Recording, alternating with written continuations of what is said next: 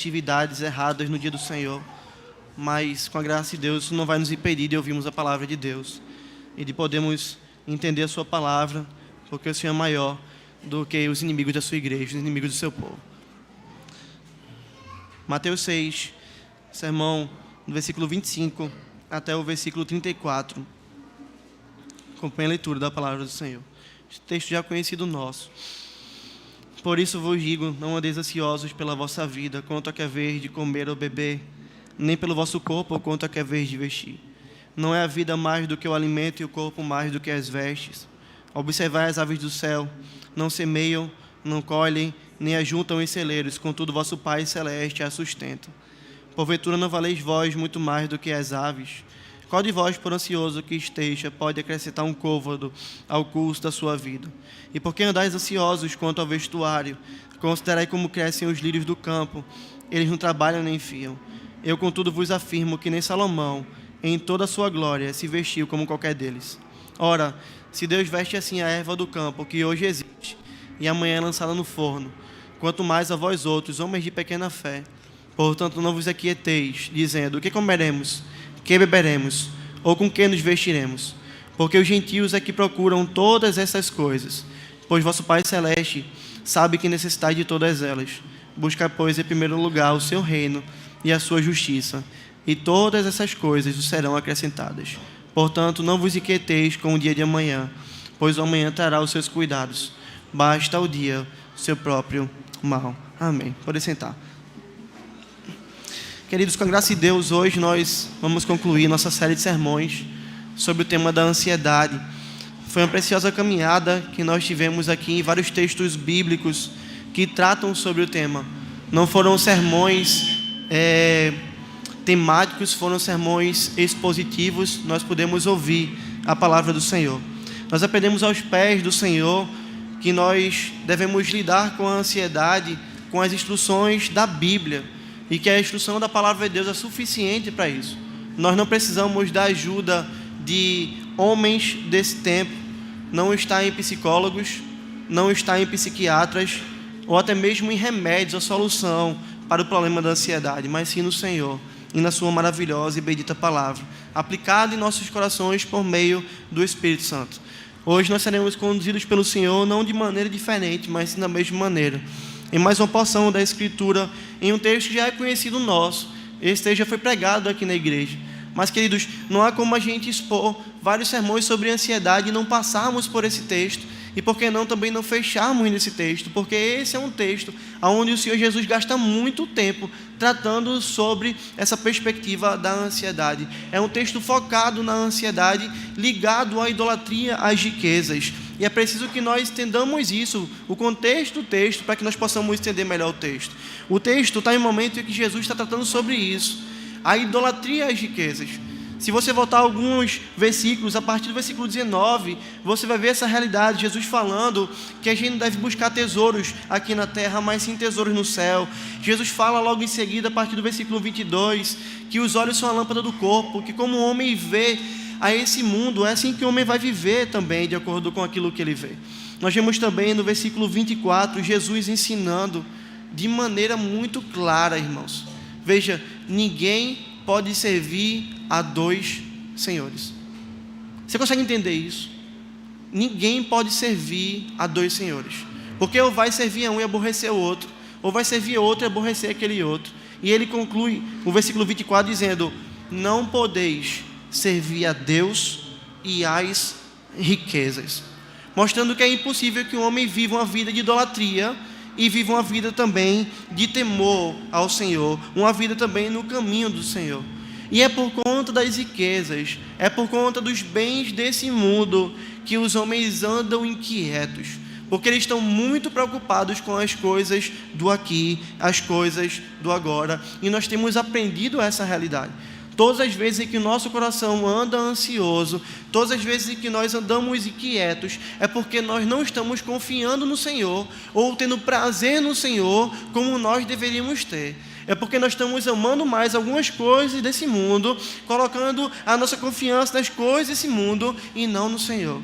Então veja, após tratar tanto sobre essa realidade da idolatria às riquezas e do perigo que isso fornece, o Senhor Jesus começa agora a pastorear o nosso coração, nos mostrando como deve ser a nossa caminhada distante da idolatria, a nossa caminhada distante da confiança e recursos, a nossa caminhada, de fato, confiado única e exclusivamente nele. Esse texto é desafiador porque o Senhor, ele quebra o nosso coração e ele nos mostra que nós, de fato, devemos abrir mão de tudo e confiarmos única e exclusivamente no Senhor.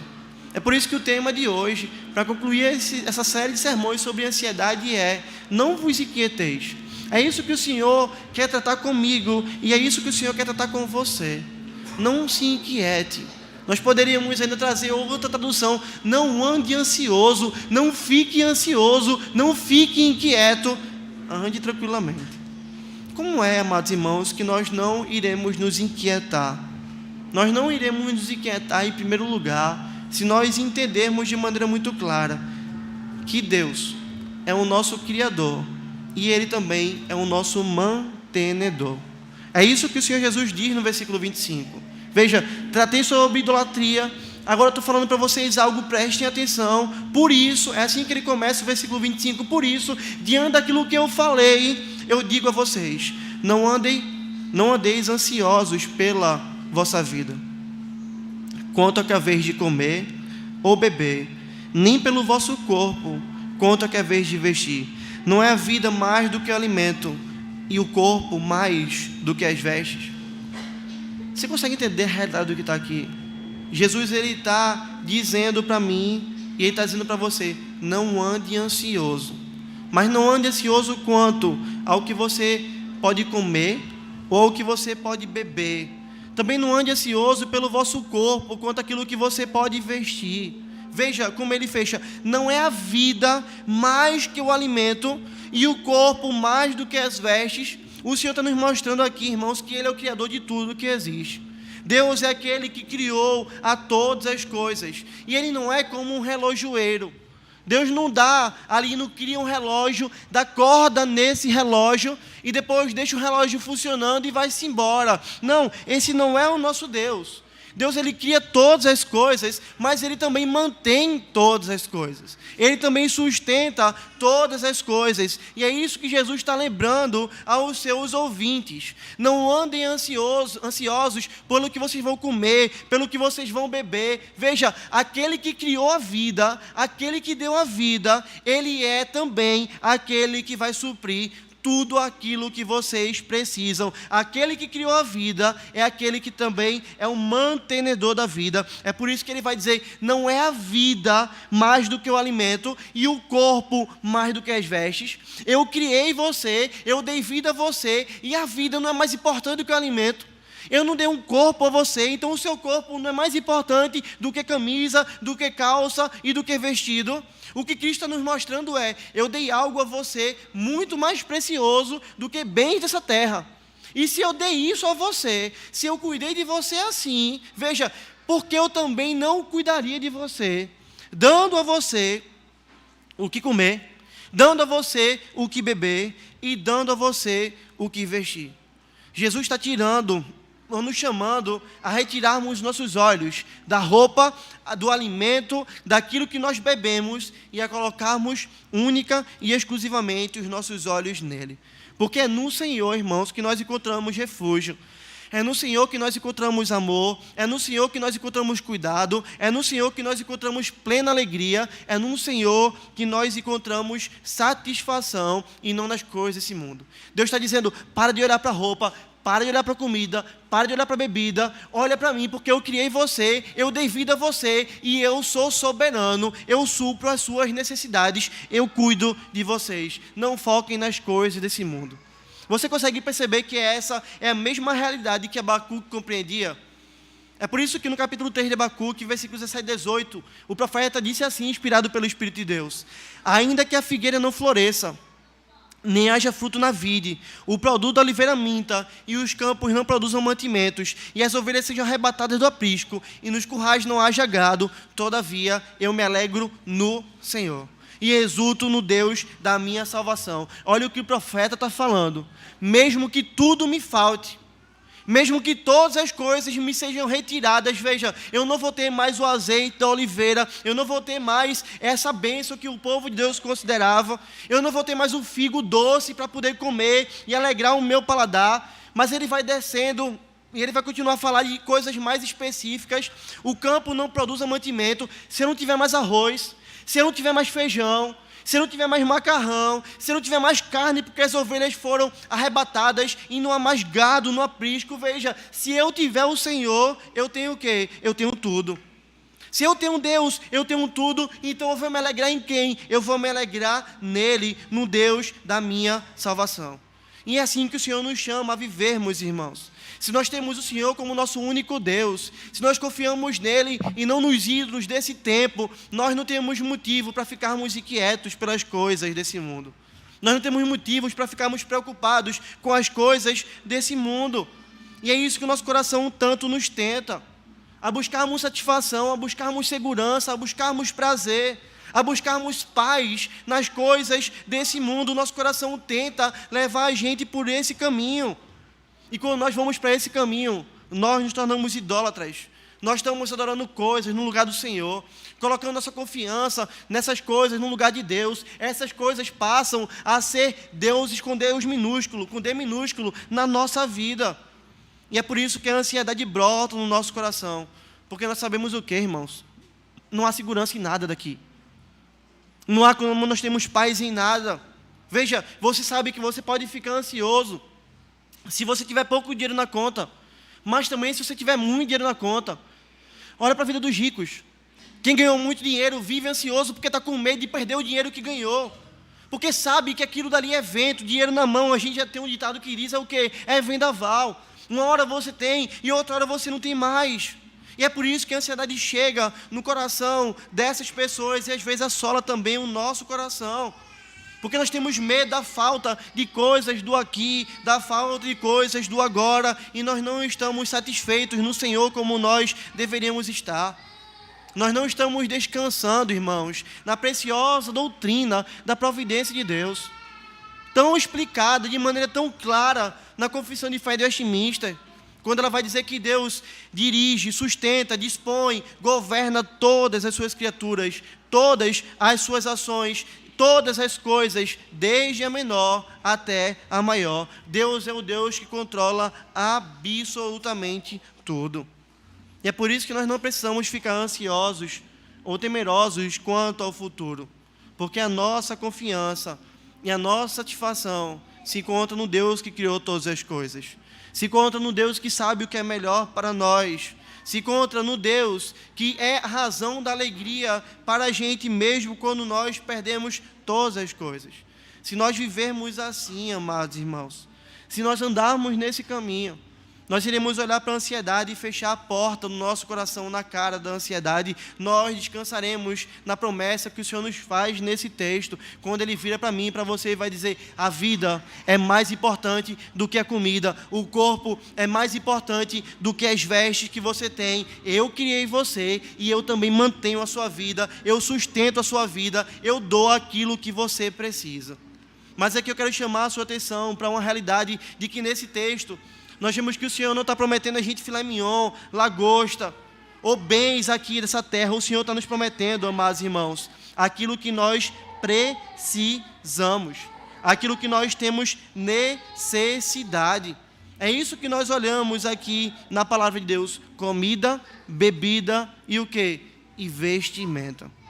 E como nós precisamos também, como vimos no sermão passado, descansarmos o nosso coração quando nós estamos supridos pelo Senhor daquilo que nós precisamos. Esse texto deve levar a gente, irmãos, a saber que o nosso mantenedor não é o Estado, a saber que nosso sustento não vem de uma Bolsa Família, não vem de um governante, não vem de meios de ajuda públicas. O nosso sustento não se encontra através do nosso trabalho, na realidade que nós confiamos no nosso trabalho. O nosso sustento não se encontra na força do nosso braço, na saúde que nós temos, nos contatos que nós temos, nos amigos que nós temos. O nosso sustento, ele reside única e exclusivamente no Senhor. O Deus que nos criou é o Deus que nos mantém, e acredite, Ele não muda. Nós podemos viver tempos de calmaria, Ele é o mesmo Deus. Nós podemos viver períodos de guerra, períodos de escassez, e Ele continua sendo o mesmo Deus. Guarde isso no seu coração. O Deus Criador é o Deus também que é o mantenedor. Nós temos o Deus que anda conosco. Esse Deus é chamado na Escritura de Emanuel. Ele é chamado de Deus conosco. Deus está com o seu povo. É por isso, como nós lemos hoje pela manhã, o salmista ele vai dizer: se o Senhor está comigo, o que é que pode me fazer um homem? Nós não tememos a homens. Nós não tememos a absolutamente ninguém. Nós tememos única e exclusivamente ao Senhor. E nós descansamos o nosso sustento nas mãos do Senhor. Mas o texto segue nos mostrando que nós não devemos andar inquietos. E ele nos mostra que a natureza revela isso. A natureza, irmãos, revela essa providência maravilhosa de Deus. E é isso que Jesus nos orienta a fazermos no versículo 26. Veja que fala preciosa: observai as aves do céu, não semeiam, não colhem, nem ajuntam em celeiros. Contudo, vosso Pai Celeste as sustenta. Porventura não valeis vós muito mais do que as aves? Após exortar os seus ouvintes a não andarem ansiosos, a confiarem no Senhor, o Senhor Jesus exorta os seus ouvintes a observarem a natureza, a observarem as obras da criação. E o primeiro exemplo dado pelo Senhor é as aves do céu. Jesus está virando para o seu povo e dizendo: observem as aves do céu, olhem para elas. Você já viu alguma ave ajuntando em celeiro, plantando coisa para nascer, para ela poder comer? Você já viu alguma ave, algum passarinho fazendo isso? Veja, nenhuma ave faz isso. Os homens deveriam observar as aves do céu e ver que elas não plantam para que possam colher, e ver que elas não têm poupança para que elas possam ter no dia da dificuldade. Mas mesmo assim as aves do céu não morrem de fome. E logo mais Jesus vai dizer: vocês valem muito mais do que as aves. Querido, se Deus sustenta um passarinho, se Deus sustenta um pardal, por que Deus não vai sustentar a mim e a você? Isso aqui deve levar a gente a meditar sobre algo distorcido nos nossos dias, onde as pessoas estão colocando animais no mesmo patamar de pessoas, de maneira que a pessoa vai dizer: eu sou pai de pet, sou pai de gato, sou pai de cachorro. Olha, eu freio para animal, mesmo que tenha um carro atrás e bata em mim, eu não estou nem aí para o acidente que eu vou causar. Veja, Jesus está mostrando que o princípio bíblico é outro. O homem é a coroa da criação. O homem é feito à imagem e à semelhança do Deus eterno. O ser humano é acima dos animais, e é isso que Jesus está dizendo. Veja, vocês valem mais do que as aves. Observem as aves. Se Deus sustenta as aves, por que Deus não vai sustentar você? Porque Deus não vai cuidar da minha vida? Porque Deus não vai cuidar da sua vida? As aves não morrem de fome, porque o Senhor as sustenta. E é por isso que Jesus vai dizer: qual de vós, por ansioso que esteja, pode acrescentar um côvado ao curso da sua vida? Quem de vocês, por mais ansioso que esteja, pode olhar e dizer: eu vou viver mais do que aquilo que eu quero viver, ou do que eu acho que eu possa viver, ou do que Deus queira que eu possa viver? Deus está nos mostrando de maneira muito clara que nós morremos no tempo determinado pelo Senhor, porque é Deus, irmãos, que sustenta todas as coisas. E nós precisamos descansar nessa realidade. O Senhor nos lembra, irmãos, que a nossa ansiedade não pode acrescentar coisa nenhuma, tempo nenhum na nossa vida, porque a ansiedade não muda o decreto de Deus. Você consegue entender isso? Aquilo que Deus decretou, isso vai acontecer. A ansiedade não muda o decreto do Senhor. Você pode viver ansioso, você pode ficar sem dormir, você pode viver angustiado, você pode viver ali desesperado, mas isso não vai mudar o decreto do Deus eterno. Quando chegar o tempo determinado pelo Senhor, todos nós morreremos. Quando chega o tempo determinado para uma ave morrer, aquela ave morre. E ela não morre porque está faltando comida, mas sim porque Deus quis que ela morresse. Nenhum segundo a mais, nenhum segundo a menos, nada e absolutamente nada pode mudar o decreto do Senhor. Qual de vós, por ansioso que esteja, versículo 17, pode acrescentar um côvado ao curso da sua vida? Seja de acidente, seja de câncer, seja afogado, seja partido ao meio, todos nós só morreremos no segundo em que Deus determinou. Por que você anda ansioso pela sua vida? Se você não vai poder mudar nada. Por que você fica sem dormir, se o dia de amanhã você não muda? Por Porque você precisa tomar medicamentos para ficar calmo, se nada vai mudar. Aquilo que Deus decretou vai acontecer. Mas Jesus continua nos levando a olhar para a natureza e nos mostra agora, ele já falou de alimento, porque ele fala daquilo que nós precisamos para comer, mas ele também nos manda olhar para a natureza para entendermos aquilo que nós precisamos quanto ao que nós vestimos. E o Senhor orienta seus ouvintes a observarem como crescem os lírios do campo. Já mandou a gente olhar para as aves do céu, mas agora ele manda a gente olhar para os lírios do campo. Ele vai dizer, eles não trabalham, eles não fiam, eles não costuram, mas nem Salomão, em toda a sua glória, se vestiu como qualquer deles. O mestre afirma que é Deus quem veste os lírios do campo.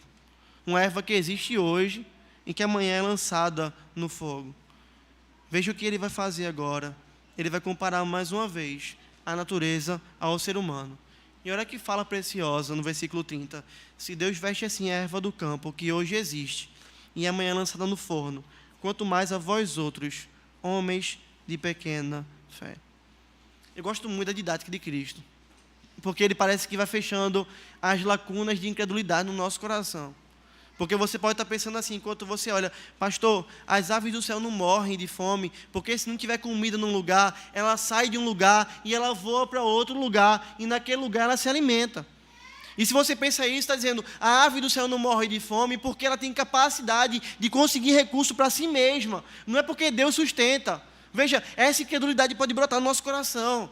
E se ela brotou no seu coração, Jesus vem lá e quebra a sua perna, quebra a minha perna. Porque agora ele mostra outro exemplo, ele vai dizer, e o lírio do campo? Olha para o lírio do campo, uma flor. Veja como o lírio do campo é frágil. Veja como o lírio do campo é, ele existe no dia, no outro, ele é lançado no fogo. Mas olha como ele se veste. Veja a realidade disso.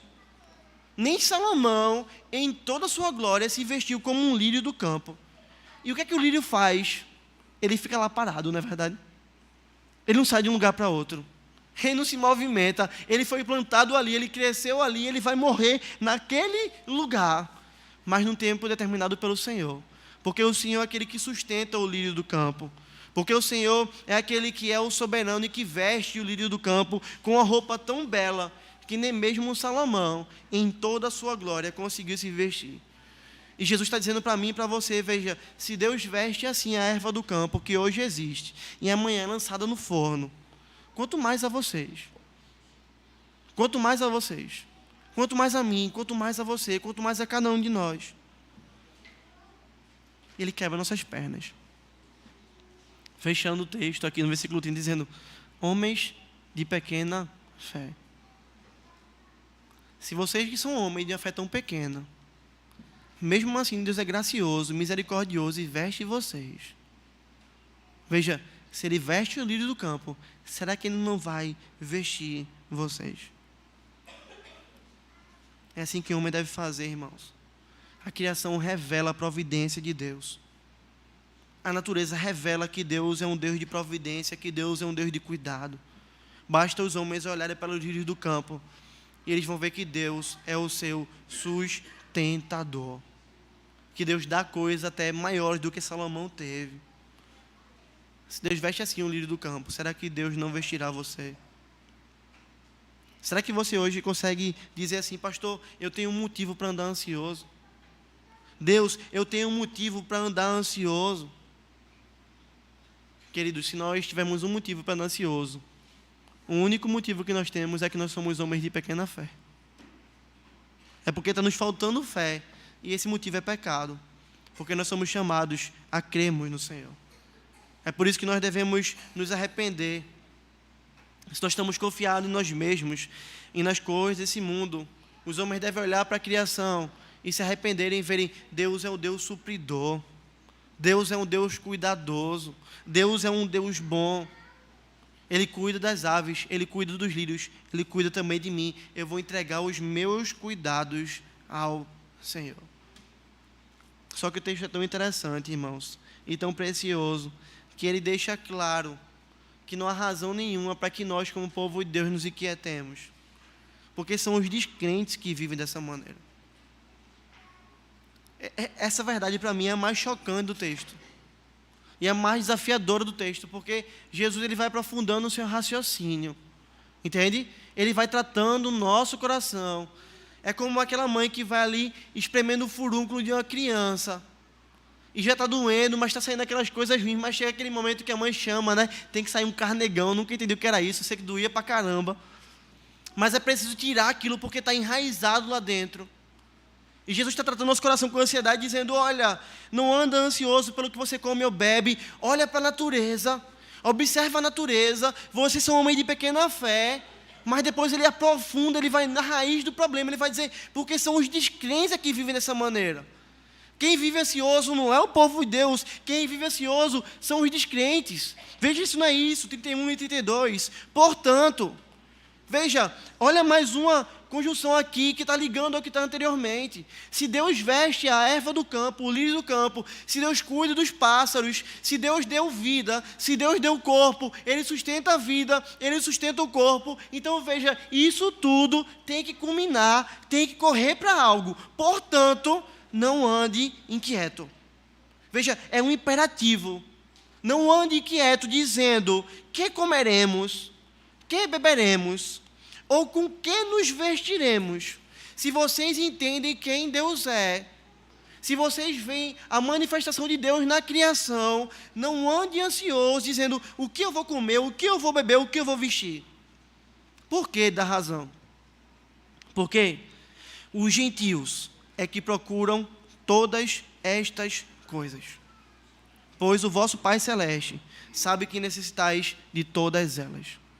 Não andem ansiosos, pensando sobre o que vocês vão comer, beber ou vestir. Porque quem anda ansioso, quem vive procurando essas coisas, são os gentios. E gentios aqui quer dizer descrentes, ímpios, homens que não conhecem ao Senhor, homens que ainda não foram feitos filhos de Deus. Nós não somos desses homens. E é por isso que Jesus vai dizer: pois vosso Pai Celeste sabe que necessitais de todas elas. A palavra gentios aqui é isso, irmão, são os descrentes. O que Jesus está dizendo é: são os descrentes que andam ansiosos. São os descrentes que andam com medo. São os descrentes que devem andar tomados pela ansiedade. São os descrentes que vivem desesperados. Porque esses descrentes não compreendem quem Deus é. Não compreendem o controle de Deus, não estão debaixo do pacto, não são filhos de Deus, não são cuidados por Deus como filhos, ainda que Deus dê bênçãos a eles, porque é uma graça comum, enquanto Cristo não volta. São eles que andam assim, porque eles não têm fé, eles não têm Deus, eles estão sem Deus nesse mundo. Então um ímpio, não tem como ele se segurar para vencer a ansiedade. Porque a ansiedade só se vence aos pés do Senhor. Ele pode andar em um certo sentido tranquilo e estabilizado, mas vencer a ansiedade ele não consegue. Mas essa não é a realidade do crente, irmãos, porque o crente conhece a Deus. O crente sabe que Deus é um Deus que a tudo domina. O crente sabe que Deus é o seu Pai. O crente sabe que Deus é um Deus cuidadoso, é um Deus provedor, é um Deus que supre as nossas necessidades. Nós possuímos um Pai Celeste. Um Pai que cuida de nós, um Pai que provê aquilo que nós precisamos. O nosso coração não deve ser como o dos ímpios. A nossa vida não deve ser arrancando os cabelos pensando o que vai acontecer. Nós não temos necessidade de criar um ídolo para adorar esse ídolo e colocar ele no lugar de Deus, porque nós já temos o Deus vivo e o Deus verdadeiro. Nós precisamos lembrar quem Deus é para nós. Deus é o nosso Pai. Deus é aquele que cuida da nossa vida. Deus é aquele para quem nós vivemos. A nossa vida já não é para nós. Os ímpios vivem assim. Eles vivem à procura das coisas do aqui e do agora, do prazer do aqui e do agora e de uma vida para aqui e agora. Mas o crente, o povo de Deus, não é assim. O versículo 33 nos mostra isso. Buscai, pois, em primeiro lugar, o reino de Deus e a sua justiça, e todas estas coisas vos serão acrescentadas. Como o pai que cuida dos seus filhos, Deus diz para mim e para você: em vez de você andar ansioso, preocupado com as coisas do aqui e do agora, em construir uma vida para você, como você sempre sonhou aqui e agora, faça algo. busque o meu reino, busque a minha justiça em primeiro lugar. Busque viver para mim em primeiro lugar. Veja como isso liga ao tema da idolatria. Não construa para você tesouros no céu, na terra. Construa para você tesouros no céu. Não sirva a dois senhores, não sirva a Deus e as riquezas. O Senhor caminha para fechar dizendo: a sua vida como crente é diferente da dos ímpios. Você não anda ansioso e preocupado com as coisas do aqui e do agora. Você anda de uma maneira diferente. Você anda agora buscando o reino de Deus. Você anda buscando a justiça de Deus, o seu reino e a sua justiça. É isso que te preocupa. O que preocupa você, o que deve preocupar o seu coração, em primeiro lugar, é como Deus pode ser glorificado por meio da minha vida. Como eu posso expandir o seu reino? Como eu posso ser um agente desse reino? Como eu posso investir nesse reino? Como eu posso ser mais santo, andar mais na justiça desse Deus e pregar a justiça dele em Cristo? Como eu posso mostrar para os ímpios isso? Que só em Cristo eles podem ser justificados pela fé. Como? Veja, é isso que deve preocupar a nossa vida, irmãos. Esse texto é muito duro e por isso que eu falei que é a parte mais desafiadora, porque o Senhor Jesus está tratando isso com o nosso coração. Está tratando isso conosco, e isso é um desafio muito grande. Sabe por quê, irmãos? Porque às vezes não se choca com aquilo que eu vou falar. Mas é a mesma fala de Cristo aqui. Porque ele está falando com o povo de Deus, e o povo de Deus estava ansioso. Então o que ele está dizendo? Não ande assim, porque quem vive assim é um gentio, é um ímpio. O que Cristo está dizendo para mim e para você é que às vezes nós nos comportamos como ímpios. Não estou falando que a gente é ímpio, não é isso que ele está falando. Mas está falando que algumas vezes nós vivemos como os ímpios. Nós andamos parecidos com eles. O nosso coração está quedado a coisas do mundo assim como eles estão. E é isso que Cristo quer fazer. Ele quer arrancar essa idolatria. Ele quer arrancar esse olhar errado. E Ele quer reconduzir o nosso foco para onde deveria ser a nossa vida. Em vez de nos preocuparmos com as coisas daqui e do agora e andarmos ansiosos, se teremos o que comer, o que beber, o que vestir, Ele está dizendo: descansa em mim e faz uma coisa na tua vida, que é isso que eu criei você. Busca em primeiro lugar o meu reino e a minha justiça. Vive preocupado com isso. E Ele dá uma promessa maravilhosa. E Ele fez com essa promessa maravilhosa aqui, o versículo 33. E todas estas coisas vos serão acrescentadas. Sabe o que é isso? Eu criei você para viver para a minha glória. Eu criei você para a sua vida não ser mais sua, mas minha. Eu criei você para viver intensamente, buscando o meu reino e a minha justiça. E se você viver assim, eu vou te dar uma certeza, eu vou manter. Eu vou manter você. Eu vou sustentar você, porque eu criei você para isso. Lembra domingo, quando a gente ouviu aqui o pastor Jairo falando? Nós gastamos 300 litros de gasolina por mês. E uma frase que ele disse me chocou muito, que ele disse assim: os irmãos lembram disso? Eu estou 6 anos no campo e nunca deixei de fazer uma viagem por falta de gasolina. Porque Deus é o Senhor da missão e Deus é o Senhor que supre aquilo que nós precisamos para a sua missão. A missão de Deus na nossa vida, irmãos, é que nós busquemos o seu reino em primeiro lugar. A sua justiça em primeiro lugar. É isso que Deus espera do seu povo. É isso que deve mover o nosso coração quando nós acordamos e quando nós vamos dormir. Nós acordamos para buscar o reino de Deus em primeiro lugar e nós vamos dormir para descansar, para poder acordar de novo e buscar o reino de Deus e a justiça dele em primeiro lugar. Fazendo isso com uma certeza: comida, bebida e vestimenta Ele vai me dar. Pastor, buscar o reino de Deus então significa que eu vou largar o meu emprego e eu vou virar um missionário. Buscar o reino de Deus então significa que eu não vou mais trabalhar para ganhar dinheiro para comprar comida para casa. Buscar o reino de Deus então significa, pastor, que eu tenho que ir para um mosteiro. Buscar o reino de Deus então significa que eu tenho que ser um pastor, que eu tenho que casar com um pastor e só assim eu glorifico o reino, ao Senhor do reino. Não, não é isso. Não é isso. Buscar o reino de Deus em primeiro lugar não é deixar de trabalhar, mas é trabalhar para a glória dele. Não é deixar de ganhar dinheiro, mas é ganhar dinheiro para a glória dele. Não é deixar de ter um lazer, mas é ter um lazer para a glória dele. É viver a vida para a glória dele. E é isso que você deve se perguntar hoje. Você tem trabalhado, você tem buscado construir coisas na sua vida para o seu conforto, para o seu prazer ou para a glória de Deus. Porque veja, se você não viver para o Senhor, o que vai restar para você é viver para o mundo. E se você viver para o mundo, você vai viver ansioso. Então a nossa ansiedade é um termômetro para isso. Se nós temos andado ansiosos demais com as coisas aqui do agora, é porque muito provavelmente nós não estamos buscando o seu reino e a sua justiça em primeiro lugar.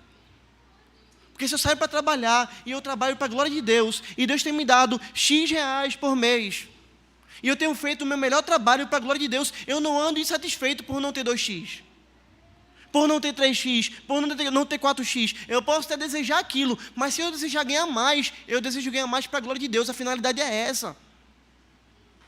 Como eu vou exaltar a Deus com a minha riqueza? Como eu vou exaltar a Deus com o meu trabalho, com o meu conhecimento? Isso é muito desafiador, irmãos. Os ímpios, eles trabalham, dormem e acordam, vivendo em busca das coisas do aqui e do agora. Quem é você? Qual é o motivo de você dormir, acordar e trabalhar? Qual é a razão disso? Isso passa por tudo na nossa vida. O tempo que nós gastamos reflete onde está o nosso coração. O tempo que nós gastamos reflete se nós temos buscado o reino em primeiro lugar ou não. Sabe aquela coisa de, eu tive tempo para tudo no dia de hoje, mas não tive tempo para Deus? Você perdeu o seu dia. Entende?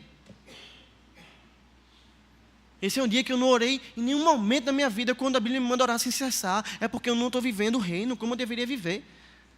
Falar com o meu Deus nas atividades no meu dia não é importante para mim. Eu executo elas como eu acho que eu devo executar. Então eu estou buscando o meu reino e não o reino de Deus. A vida do crente é, eu estou trabalhando, Senhor capacita, Senhor me usa, Senhor me dá sabedoria. Senhor me guia aqui, Senhor eu preciso tanto de Ti. Eu trabalhando e falando com Deus, como é bom poder trabalhar, como é bom poder servir ao Senhor. Alimenta meu coração, me dá a oportunidade de pregar. Veja, a vida do crente é comunhão. É comunhão com o Senhor. Eu estou fazendo no meu trabalho um meio de glorificar a Deus. As nossas férias refletem se nós temos buscado o reino de Deus em primeiro lugar ou não. Não sei se você já pensou nisso, mas elas refletem isso. Veja, eu estou de férias, eu não vou à igreja. Eu estou de férias, eu não oro. Eu estou de férias, eu não leio a Bíblia. Eu estou de férias, eu não tenho mais o culto doméstico. Por quê? Porque nós estamos de férias. E isso reflete se nós temos buscado ao Senhor em primeiro lugar ou não. Os nossos desejos de crescimento refletem se nós temos buscado o reino ou não, em primeiro lugar. Você quer crescer para quê? Você já se fez essa pergunta? Para que você quer crescer? Se você for um multimilionário, qual é o objetivo disso? Muita riqueza pode afastar você de Deus. E se você for pobre? Será que você vai blasfemar o nome do Senhor? A pobreza pode afastar você de Deus se você não entender que você pode ser pobre até mesmo para a glória de Deus. Porque Cristo não promete riqueza, não promete vida e abundância financeira. Ele promete comida, bebida e vestimenta. Para aqueles que buscam o seu reino e a sua justiça em primeiro lugar. Mas eu quero fechar esse ponto dizendo para você, imagina que você está buscando o reino em primeiro lugar, que seu foco é o reino de Deus. Por que você vai andar ansioso pelas coisas do aqui e do agora se seu foco é o reino? Por que você vai andar ansioso pela sua saúde? Se você sabe, se eu morrer hoje, eu fecho os olhos aqui e abro no céu, pastor, isso é tão difícil. Mas esse é o reino. Os cristãos da época de Cristo, pós-Cristo, eles viviam com um tic-tac. Era assim a vida do povo de Deus. Havia um relógio ali. Tic-tac, tic-tac, tic-tac. Já já tu vai ser preso. Já já você vai ser jogado aos leões. Já já você vai ser morto. Era tic-tac. E mesmo assim eles viviam como? Intensamente o evangelho de Cristo. Assim que precisa ser a nossa vida. Como diz Lutero, Veja, Lutero pensava tanto no reino, e estava tão focado no reino, e é um exemplo tão grande para nós, que no meio da mais profunda tribulação dele, ameaçado de morte, ele vai virar e vai dizer: corte minha cabeça, Deus vai me dar outra. Eu não estou preocupado com a minha cabeça. Entende isso? Podem cortar minha cabeça, Deus vai me dar outra. Eu não estou preocupado com ela, não. Eu estou preocupado com algo muito maior. É por isso que ele compõe o hino Castelo Forte. O hino Castelo Forte é um exemplo de um homem que não está ansioso, percebe isso? Castelo Forte é o nosso Deus, espada e bom escudo. Com seu poder, ele defende os seus em todo o transe agudo. Com fúria pertinaz, persegue Satanás. Com ânimo cruel. Mas veja, muito forte é o Deus fiel. Igual a ele não há na terra. Castelo Forte é o nosso Deus. Eu estou sendo perseguido, eu estou correndo risco de morte, mas o meu reino não é esse. O meu reino é o reino do Senhor. Eu busco a Ele e eu ando tranquilo, porque eu estou nele. E Ele é o meu castelo forte. É assim que nós devemos viver, irmãos. Essa é a ordenança de Cristo, é imperativo. Buscai, pois, em primeiro lugar, o seu reino e a sua justiça. É isso que Deus fala a mim e é isso que Deus fala a você. Mas talvez você esteja olhando e pensando: mas pastor, será que a gente não pode sofrer aqui nessa terra? Não, a gente sofre. Jesus chorou. Será que as coisas que acontecem de ruins com a gente aqui não são ruins? Não, acontecem, coisas mais acontecem. Será que a gente não pode chorar e sentir dor? Não, a gente sente. Será que a gente não pode também se angustiar? Não, a gente se angustia. Mas a gente não vive angustiado. A gente não vive desesperado. Porque a gente sabe que Deus é soberano sobre todas as coisas. E a gente vive apenas o mal do dia. E essa é a última razão pela qual Cristo diz para a gente não se inquietar. Porque Ele vai dizer que basta a cada dia o seu próprio mal. É assim que o capítulo 6 é concluído. Portanto, não vos inquieteis com o dia de amanhã, pois o amanhã trará os seus cuidados. Basta ao dia o seu próprio mal. Cristo agora afirma que as inquietações com o dia de amanhã são indevidas. Deixa eu trazer isso de maneira muito clara para você. Jesus está dizendo isso: não se inquiete com o dia de amanhã. É uma ordenança dele. Ele está falando isso para mim e para você. Isso é difícil, não é? Olha, não fica inquieto com o dia de amanhã. Não fica ansioso com o dia de amanhã. Então, se você fica inquieto com o dia de amanhã, você está fazendo o quê? Está pecando. É difícil, né? Porque a nossa confissão fala isso. Pecado, toda quebra da lei do Senhor, falta de conformidade com ela.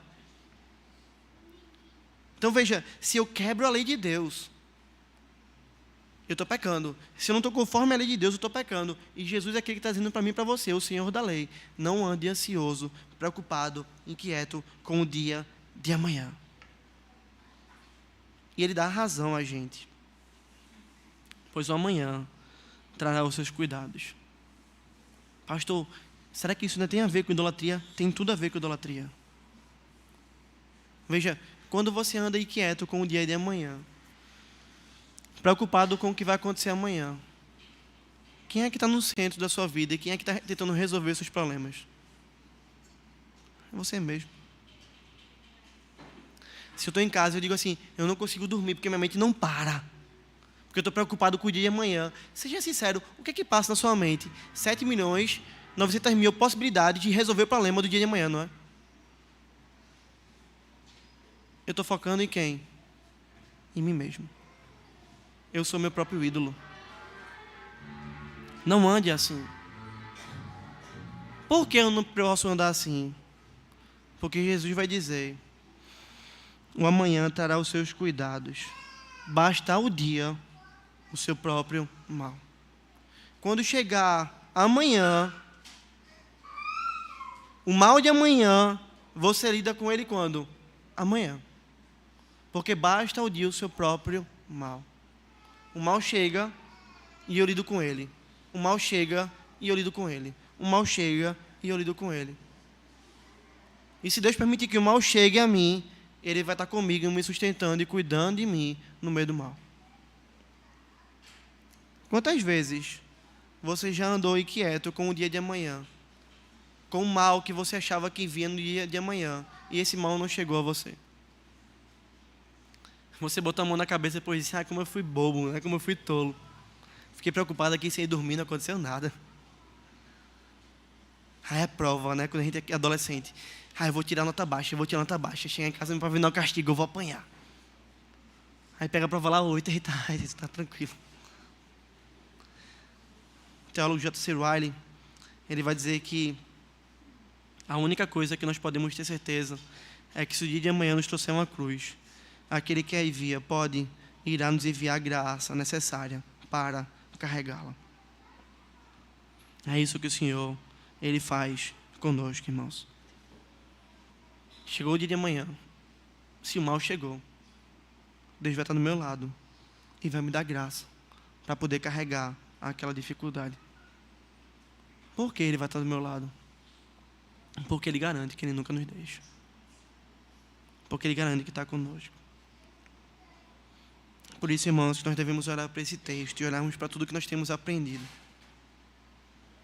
Entendemos, irmãos, de uma vez por todas, Deus é o nosso Criador e Ele também é o nosso mantenedor. Nós devemos entregar os nossos cuidados ao Senhor. Você já fez isso? Você já entregou os seus cuidados a Deus? Pense nisso. Você já chegou para o Senhor verdadeiramente e disse: Senhor, estou preocupado com isso, com aquilo outro, mas está nas tuas mãos, Senhor. O Senhor criou, você vai manter. Examine seu coração se você já fez isso. Porque se você teme crise política, você não fez isso. Sua confiança deve estar em políticos. Entende isso? Examine seu coração com as circunstâncias. Se circunstâncias te dão medo, você já tem deixado isso na mão do Senhor, você não entregou ao Senhor aquilo que você deveria entregar. Examina isso com o seu prazer. Se Cristo não é o prazer da sua alma, mesmo que você perdendo tudo como Abacuque, porque você não entregou ao Senhor ainda tudo aquilo que você deveria entregar. E o Senhor nos chama para isso. Ele quer a nossa vida toda. Está aqui, Senhor, cuida de mim. Está entregue. Às vezes a gente olha as histórias do Antigo Testamento e a gente não percebe como elas são lições preciosas para a nossa vida. Olha a mãe de Moisés. Olha a mãe ali de Moisés. Olha o que ela faz. Entende isso? Boto meu filho num cesto, jogo ele ao rio.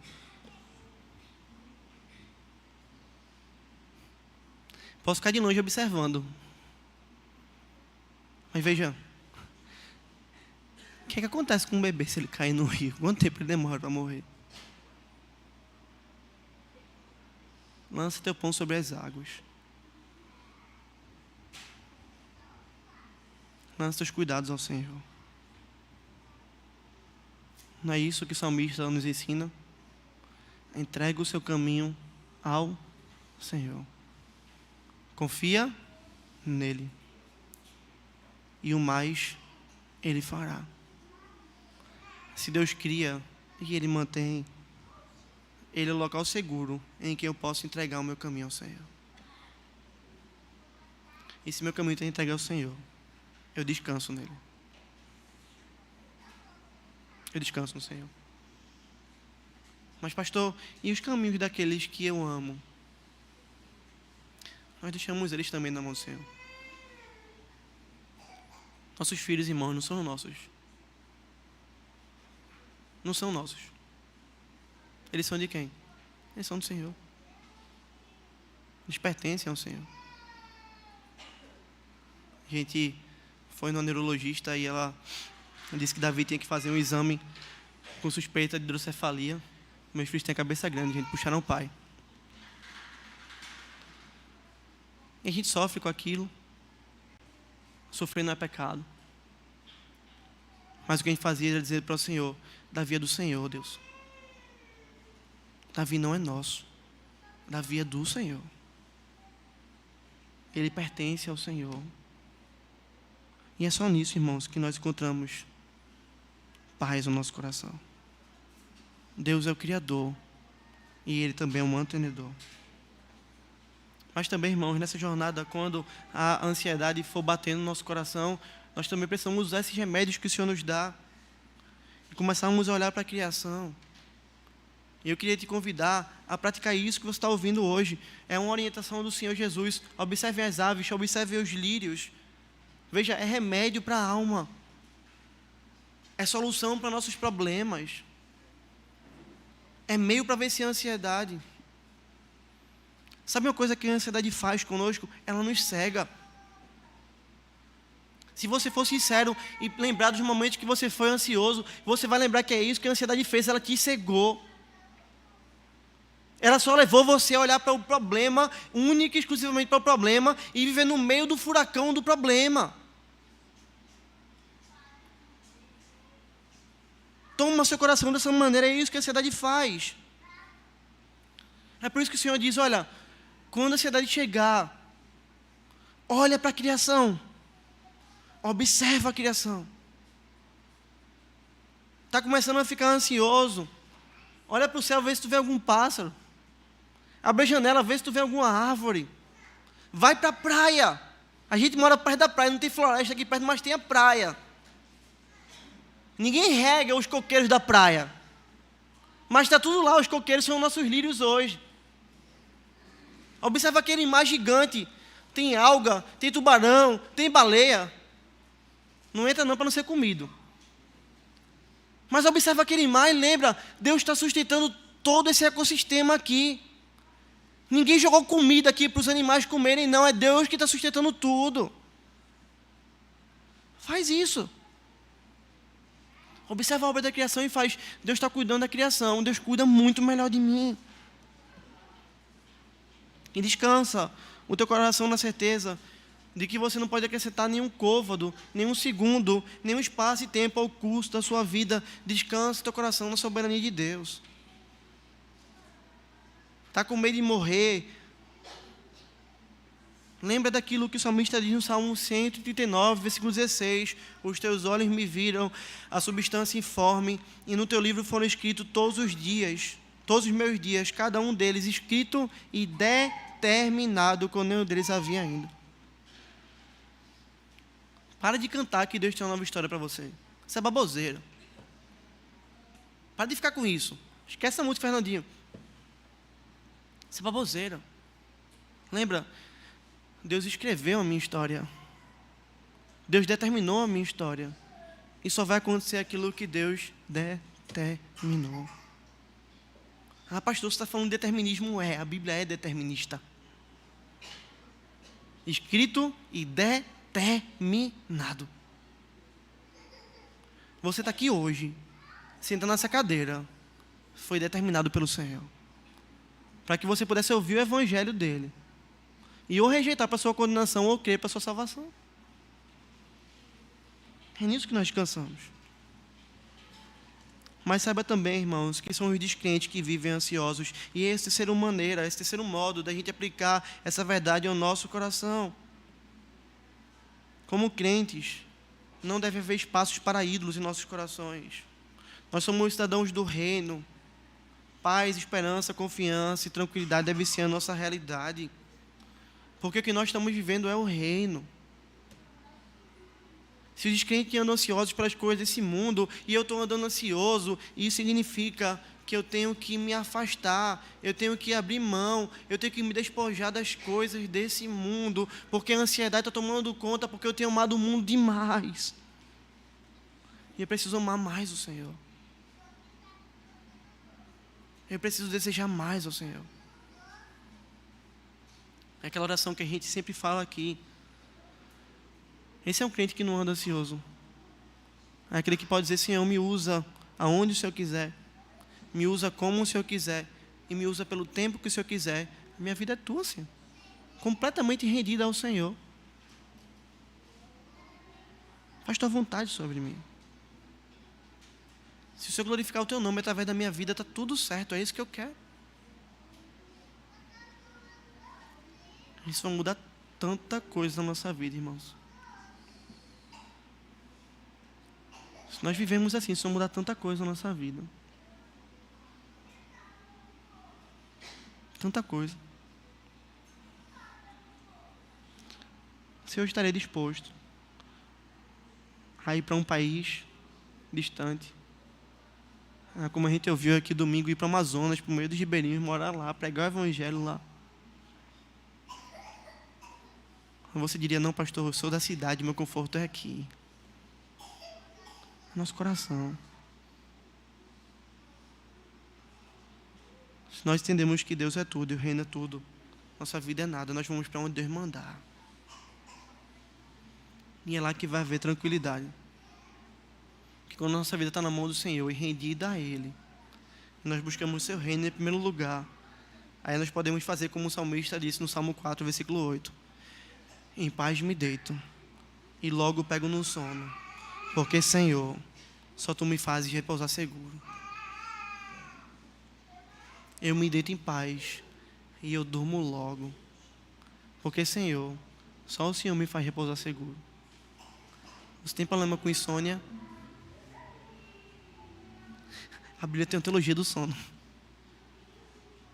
Olha o crente, ele deita e ele pega no sono em paz. Porque a paz dele não é o mundo. A paz dele é quem? É o Senhor. Deus é a nossa paz. Ele é a nossa segurança. E Ele fez paz conosco por meio de Cristo, que morreu para garantir a nossa salvação. E é por isso que a gente dorme em paz, porque a gente sabe que nem mesmo a morte pode nos matar. Entende isso? É possível, irmãos, que nós durmamos em paz, mesmo enquanto bombas caem ao nosso redor. Porque a gente sabe que se uma bomba cair no nosso prédio, na nossa casa, a gente abre os olhos na glória, a morte não nos mata. Em paz nós podemos nos deitar e pegar no sono logo. Porque o Senhor faz a gente repousar seguro. Porque o Senhor faz seu povo repousar nele. Por fim, a última maneira de aplicarmos esse texto na nossa vida, irmãos, é vivermos lembrando de que basta o dia o seu próprio mal. Para de sofrer por coisa desnecessária. Para de se preocupar com o futuro que você não conhece como será. J.C. Ryle, mais uma vez, citando ele vai dizer que metade das coisas que nós pensamos estarem vindo sobre nós, na verdade, jamais acontecem. Isso é verdade. Para de gastar energia com aquilo que você não sabe. Lembra que teu futuro está na mão do Senhor. Não tenha medo do futuro. Lembra que Deus é aquele que faz todas as coisas cooperarem para o bem daqueles que o amam, daqueles que são chamados segundo o seu propósito. Romanos 8:28. Eu vivo o mal de hoje e Ele vai cooperar para o meu bem. Quando chegar amanhã, o mal de amanhã, Deus vai fazer o mal de amanhã cooperar para o meu bem também. Nós precisamos concluir lembrando aquilo que Jesus falou. Eis que eu estou convosco todos os dias, até a consumação dos séculos. Amém? Cristo está conosco. A ansiedade não deve estar em nós. Amém? Cristo está conosco. A ansiedade não deve estar em nós. Nós concluímos hoje, irmãos, essa série de sermões. E nós temos as armas do Senhor, as ferramentas do Senhor, para lutarmos contra a ansiedade. Preciso fechar essa série de exposições dizendo para mim e dizendo para você. Agora é nossa responsabilidade. Entende? Agora é nossa responsabilidade. Lutarmos contra a ansiedade com meios bíblicos é nossa responsabilidade. É como um general que deu um rifle para um soldado e disse: está aqui, ele é sua responsabilidade. Se o inimigo vier, atire nele. Se a ansiedade chega ao seu coração e você não atira nela, abraça ela, colhe ela no seu quarto, veja, essa é sua responsabilidade. E não se engane, ela vai chegar. Nós precisamos lutar, lutar, lutar e lutar, sabendo que nossas armas são espirituais e poderosas em Deus. Amém? As pessoas que olharem pra gente aqui na rua, no trabalho, em casa, possam ver em nós esse povo diferente, que descansa no Senhor e busca o seu reino em primeiro lugar. Vamos orar? Obrigado, Pai, porque conseguimos ouvir Tua palavra.